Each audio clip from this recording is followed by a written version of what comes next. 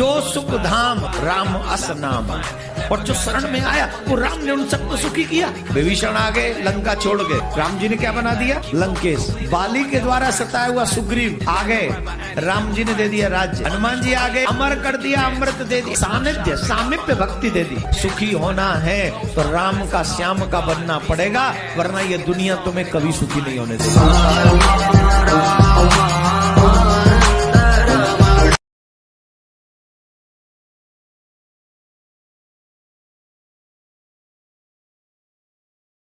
हिंदू धर्म के बारे में फैलाए गए दो ऐसे सबसे बड़े झूठ जिन्हें हम आज तक सच मानते आए हैं। नंबर 1, दोस्तों भारत में रहने वाले अधिकतर हिंदुओं का मानना है कि उनका धर्म हिंदू धर्म है, लेकिन ऐसा नहीं है, क्योंकि हमारे वेदों और पुराणों में हिंदू धर्म के बारे में नहीं बल्कि सनातन धर्म के बारे में बताया गया है। दरअसल पुराने जमाने में जो पर्शियन लोग होते थे वे सिंधु नदी के पास रहने वाले लोगों को हिंदू कहकर बुलाते थे, और क्योंकि हिंदू शब्द हमारी संस्कृति से काफी मिलता है, जिसके कारण ये धीरे धीरे पूरे भारत में फैल गया, इसलिए मूल रूप से हमारा धर्म सनातन धर्म है। और हाँ, हिंदू धर्म कहने में भी कोई बुराई नहीं है। नंबर 2, दोस्तों सनातन धर्म से जुड़ा सबसे बड़ा झूठ ये है कि हमारे सनातन धर्म में 33 करोड़ देवी देवता हैं, और ये झूठ आज से 500 से 600 साल पहले फैलाया गया था, जब हमारे वेदों और उपनिषदों को दूसरी भाषा में कन्वर्ट किया जा रहा था। तब गलती से 33 कोटि को 33 करोड़ कर दिया गया, लेकिन असल में 33 करोड़ नहीं, केवल 33 तरह के देवी देवता हैं। 18 दिन तक चले महाभारत युद्ध में दुर्योधन की मृत्यु सबसे अंत में हुई थी, और सबसे अंतिम दिन दुर्योधन और भीम के बीच में गदा युद्ध हुआ। अंतिम समय में भीम ने दुर्योधन की जांघ को उखाड़कर फेंक दिया था, जिसके चलते उसकी मृत्यु हो गई।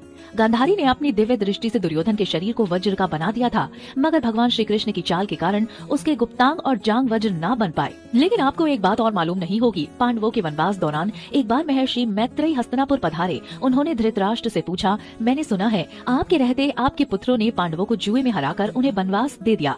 पांडव बहुत शक्तिशाली हैं, फिर भी आपने यह किया। यह सुनकर दुर्योधन क्रोध में अपनी जांघ पर ताल ठोककर हामी भरने लगा। यह देखकर ऋषि क्रोध में आकर उसे शाप दे बैठते हैं, दुर्योधन जिस जगह पर ताल ठोककर तूने मेरा तिरस्कार किया है वही तेरी मौत का कारण बनेगी। महाभारत गाथा में यह बात पहले ही लिखी थी। इसे श्री कृष्ण की चाल बोले, ऋषि का शाप किसी भी कारण यह होनी होकर रही। इस दुनिया में जितने भी नायक और महानायक हुए हैं ना, कोई ऐसा नहीं है जिसको कभी असफलता का मुंह ना दिखा। लेकिन इस पूरी सृष्टि के अंदर ये एकमात्र ऐसे नायक हैं जिन्होंने कभी असफलता का मुंह ही नहीं देखा। इनकी जिंदगी में बारंबार संकट आए, लेकिन कोई संकट इनको आगे बढ़ने से रोक नहीं सका, इसीलिए इनको संकट मोचन भी कहा जाता है।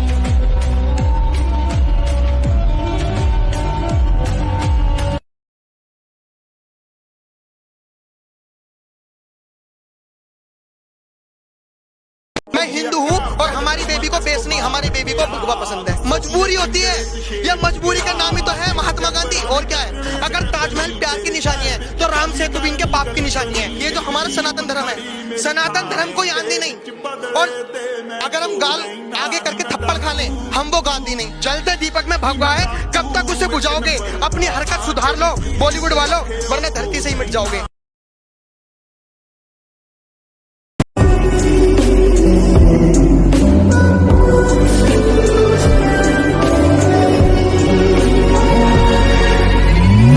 पटाखा कौन सा फोड़ा था? वो नहीं होता हरे रंग का इतने बड़े वाला? हाँ भाई, बहुत जोर से फटता है यार वो, और हरा है, जोर से फटेगा। उन्होंने मेरे पापा को कॉल करा कि सर आपके बच्चे ने ना स्कूल में बॉम्ब ब्लास्ट करा है। मेरे पापा की फट गई। पापा उन्हें समझा रहे हो, मैम कैसी बातें कर रहे हो, हमारा सरनेम राठी है, राठी हिंदू है।